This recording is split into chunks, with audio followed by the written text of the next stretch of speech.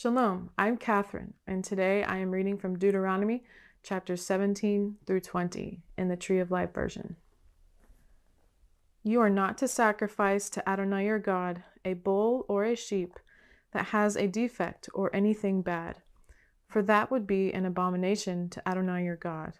Suppose there is found in your midst, within one of your gates that Adonai your God is giving you, a man or woman who does what is evil in the eyes of Adonai your God, by transgressing his covenant. This person goes and serves other gods and worships them, the sun or moon or any of the heavenly host, which I have not commanded. It is told to you, and you have heard about it, and you investigate thoroughly, and indeed it is true and the thing certain. This abomination has been done in Israel. Then you are to bring out to your gates that man or woman who has done this evil thing, and stone that man or woman with stones to death. By the word of 2 or 3 witnesses, the one who is to die is to be put to death. No one is to be put to death by the word of 1 witness. The hand of the witnesses is to be first to put him to death, and afterward the hand of all the people. So you are to purge the evil from your midst. Suppose a matter arises that is too hard for you to judge, over bloodshed, legal claims, or assault, matters of controversy within your gates. Then you should go up to the place Adonai your God chooses, and come to the Levitical Kohanim and the judge in charge at that time. And you will inquire, and they will tell you the sentence of judgment. You are to act according to the sentence they tell you from that place Adonai chooses, and take care to do all that they instruct you. You are to act according to the instruction they teach you and the judgment they tell you. You must not turn aside from the sentence they tell you to the right or to the left. The man who acts presumptuously by not listening to the Kohen who stands to serve there before Adonai your God, or to the judge, that man must die. So you are to purge the evil from Israel. Then all the people will hear and be afraid, and not act presumptuously again.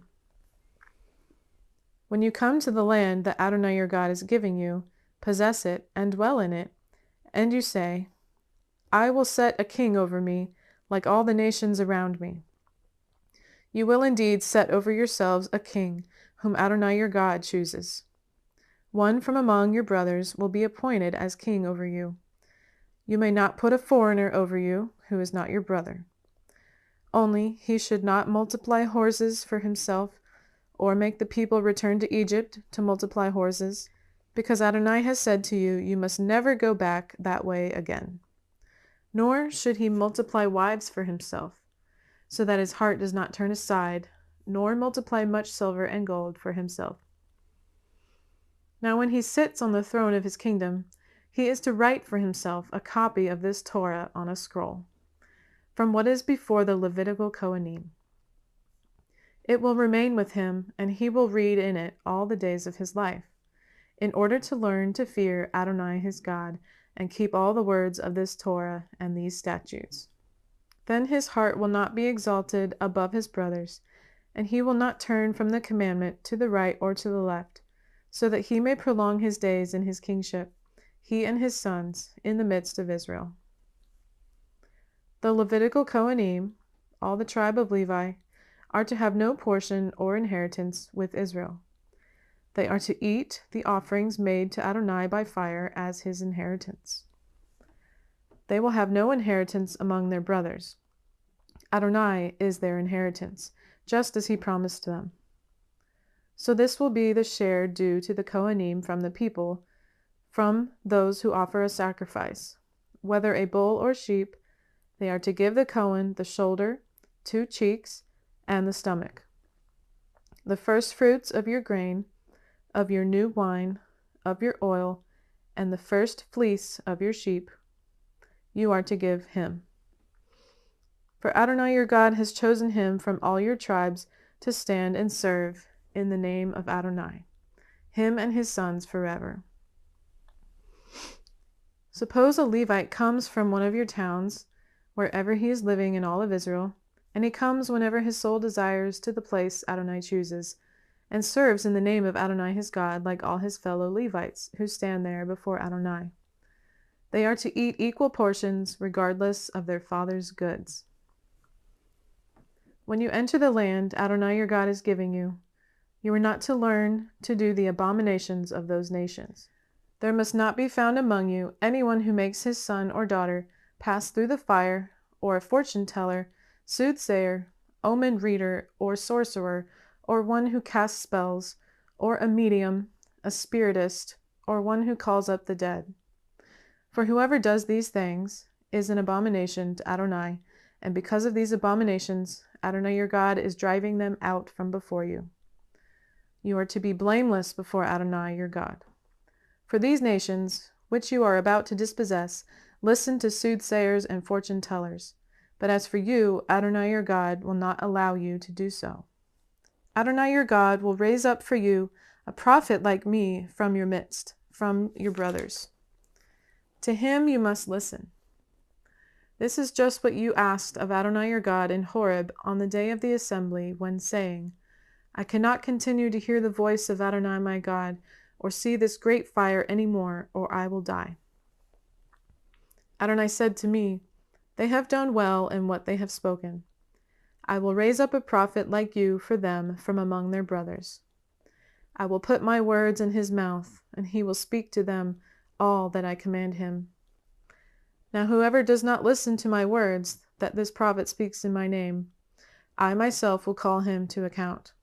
But the prophet who presumes to speak a word in my name, which I have not commanded him to speak, or who speaks in the name of other gods, that prophet will die. Now, should you say in your heart, How would we recognize the word that Adonai has not spoken? When a prophet speaks in Adonai's name and the word does not happen or come true, that is a word that Adonai has not spoken. The prophet has spoken it presumptuously. Do not be afraid of him. When Adonai your God cuts off the nations whose land Adonai your God is giving you, and you dispossess them and dwell in their cities and houses, you are to set apart 3 cities for yourself within the land he is giving you to possess. You are to prepare the way for yourself and divide into 3 parts the borders of your land that Adonai your God enables you to inherit, so that anyone who kills may flee there.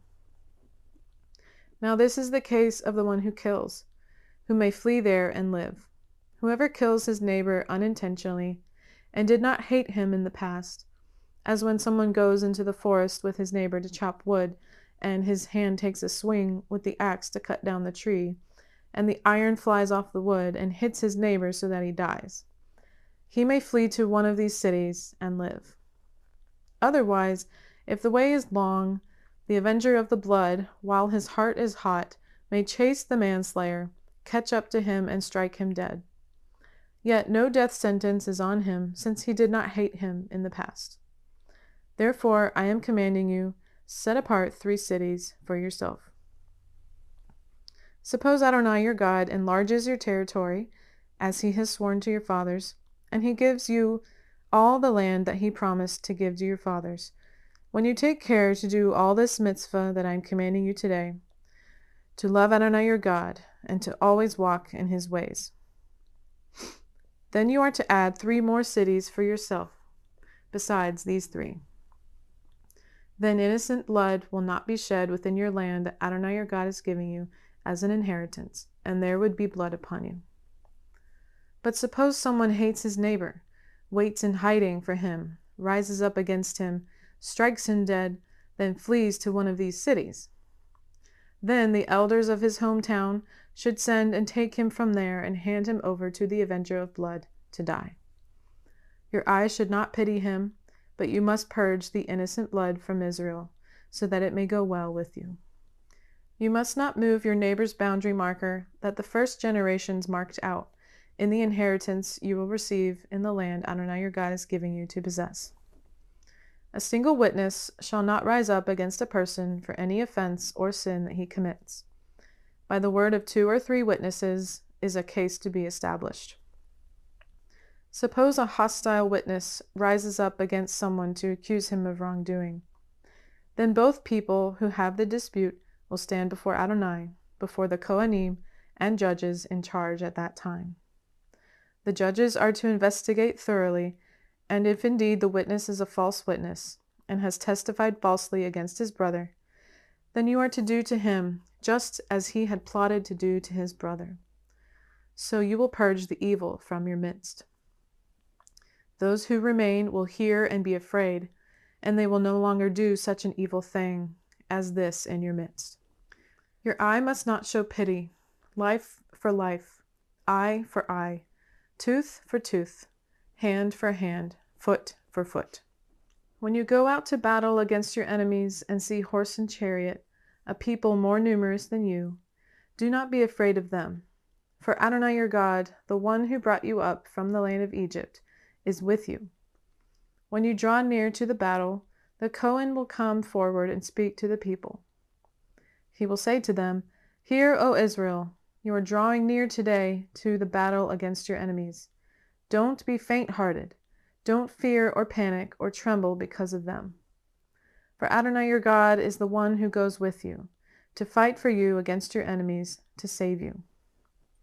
The officers are to speak to the troops, saying, What man has built a new house, but has not dedicated it? Let him go back to his house, otherwise he might die in the battle, and another man would dedicate it. What man has planted a vineyard, but has not put it to use? Let him go back to his house, otherwise he might die in the battle, and another man will begin to use it. What man has become engaged to a woman, but has not married her? Let him go back to his house, otherwise he might die in the battle, and another man would marry her. The officers will speak further to the troops and say, What man is afraid and faint-hearted? Let him go back to his house, so he does not weaken his brother's heart like his own. Then, when the officers have finished speaking to the troops, they should appoint army commanders at the head of the troops. When you go near a city to fight against it, call out shalom to it. Now, if it answers you shalom and opens up to you, then all the people found in it will serve you as forced laborers.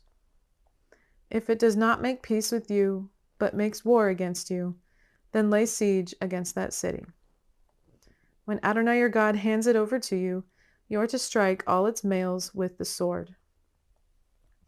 Only the women, children, livestock, and all that is in the city, all its spoil, may you take as plunder for yourself. So you may consume your enemy's spoil, which Adonai your God has given you.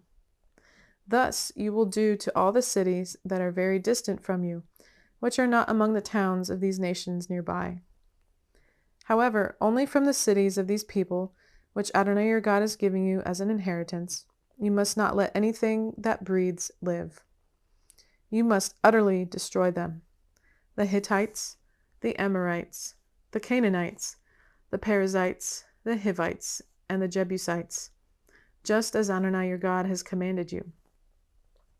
You are to do this so they will not teach you to do all the abominations as they have done for their gods, and so you would sin against Adonai your God.